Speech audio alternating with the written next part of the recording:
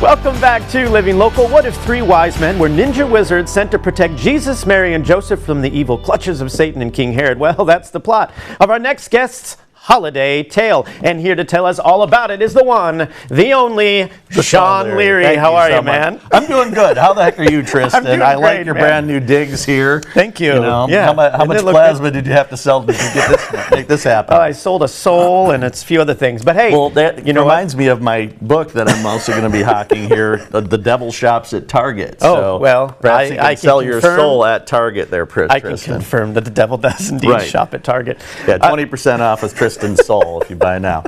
So let's start with the plot of this book because this is fascinating. But how did this idea come to you? Well, when I grew up poor as a Catholic kid, I didn't have the G.I. Joe action figures like the other kids.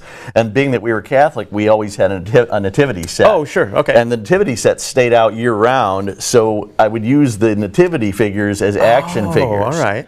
And so, we had the three wise men were always these mysterious guys, and you didn't really know a whole heck of a lot about them. And so I came up with them having superpowers and being ninjas and protecting Jesus and Mary, and I'd have these little scenarios where there'd be like, the gorilla from a Fisher-Price toy or, Lizard Man from Spider-Man would be trying to attack Jesus and Mary, and the ninjas would be there to protect them. So, So this has been in your brain for It's been in my brain for a while, and and then finally it kind of came to fruition. I decided, okay, I'm just going to go ahead and write the book. So with an original idea like this, though, like how long does that take? That creative process must be pretty intense, right? This took me about 6 months to write, including I went back and I literally read the Bible from beginning to end, particularly during that portion of it, during, the New Testament.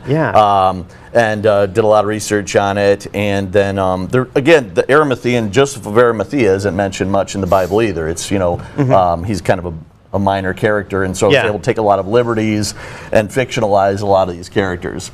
Oh, that's so But it's cool, a great action-adventure tale, and again, it's all about what if the three wise men were ninja wizards sent to protect Joseph and Mary on the road to Bethlehem. I do love it when people take something that's like a tale that people know and then kind of mess with it like that. I'm always a big fan of that. Well, then you'll love the sequel to this. Yeah, let's talk about part two, because this is just part one, right? The Blood of Destiny is about the 3 days between the death and resurrection of Christ, and Satan is trying to kidnap the body of Jesus and possess it to turn it into the Antichrist. And the 12 disciples all have superpowers, and they have to protect that from happening. So, interesting, yeah. It's a road trip story and also has religious context, and it's a banger when it comes to action-adventure tales. And both of these are available on Amazon, but they're also available on SeanLeary.com, right? They are, and at the book rack locally, Barnes & Noble. You can get it anywhere online. Yeah. So. And this is fairly new. This just came out just a couple weeks ago, right? It did.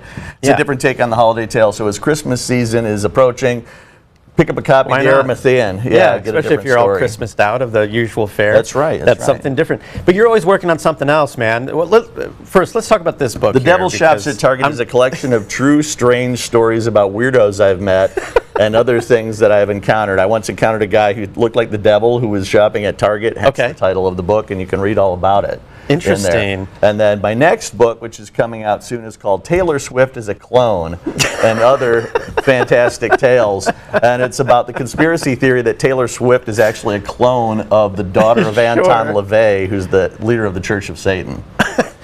All right. Well, hey, but that's not it. I mean, you've written how many? 50 plus 50, books, right? 56 books. And how many books are available right now? There's quite a few, 56. Right? All 56 are available. Yeah, and then there are a bunch of other ones I collaborated on and stuff like that. So go check out SeanLeary.com. And I'll be doing book signings at the book rack, and you can get the books anywhere. Just Google Sean Leary Writer, and you'll find everything. Do you have a favorite in your collection right now? Well, I love that one right there in the middle, Subliminal Cartography, because that has a lot of sentimental value to me. I think that's one of the best books I've written. And of course, I love the Arimathean and the Blood of Destiny because they were so much fun to write. And I think someday they'll make great movies. And you write plays too? Screenplays? Screenplays, short movies, whole lot of stuff. So. Yeah, you've written a lot of cool stuff. I have. I've been writing professionally since I was 11 years old, so a lot of time to put things together. Is there something that you're looking at going into the new year? No, we all make resolutions and stuff like that. Are you looking at writing anything new this year? Is there like an idea that you're like, that's the thing, man, I really want to get? As always, I have lots of ideas. There's a Taylor Swift book, and then there's another book about Area 51 and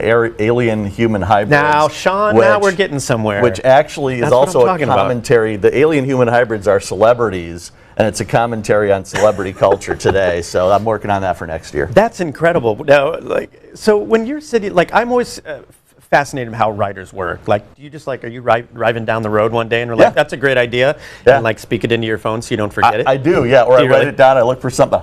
Yeah. I have a notepad and a pen with me at all times so I can write down my ideas, and then I'll come back to them later on. So I have tons of notebooks and everything filled with ideas. Do you have to make them come to fruition? Do you have one that you've like written down in the last like year that you're like, I need to get to that one besides the Area 51? The Area 51 one. Yeah. And then there's also one called Luna Death Trigger. And it's the moon is actually a satellite that was brought here to control us through ultrasonic frequencies. And so what happens when it becomes unplugged? Oh, wow. The moon is the hardware, we're the software. Oh, okay. So it's an apocalyptic book about what would happen if the moon was destroyed, and the moon was actually the hardware keeping all of us alive. Oh, that's insane. All right, give us the details one more time. SeanLeary.com. Yep, SeanLeary.com. Right? Yep. Right, and these are available on Amazon. That's incredible. You know, before I let you go, I do love to ask like any advice that creatives have for other people. So what have any advice for creatives out there, man? Just start writing. Yeah. Get things done. Just write it down, whether it's good or bad or whatever. The key is to always be writing, always be reading, keep your mind open to different things, experience the world, get off your phone and kind of take a walk, clear your mind. That's the one. And really just always be open to strange ideas, because it's always that idea that everybody rejected that ends up becoming the most popular. I love that. That's good advice, man. Hey, thanks for coming on the show. Thank you very much, appreciate it. Yeah, for more details, you can visit SeanLeary.com. We'll have all those details posted at ourquadcities.com.